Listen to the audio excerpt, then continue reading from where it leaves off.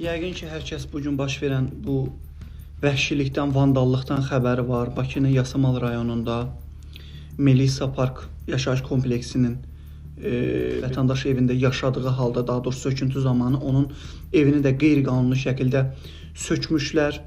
Çox təəssüf ki, hələ də ərazi üzrə deputat, səhv eləmirəmsə Asim Mollazadə olmalıdır. Həmən ərazi üzrə deputat hələ də səsi çıxmır. Ölkə demək olar qarışıb bir-birinə. Daxili İşlər Nazirliyi, dövlət qurumları buna məsələyə reaksiya verib, amma deputatdan hələ də biz bir cavab ala bilmirik. Hələ ki deputatdan bir səs-səmir çıxmır ki, bu vətəndaşın hüquqlarının pozulmasına nə vaxt görəsən dillənəcək. Bildiyiniz kimi deputatların öhdəliyidir ki, vətəndaşların sözünü, onların hüquqlarını müdafiə etsin. Xalqın səsidir.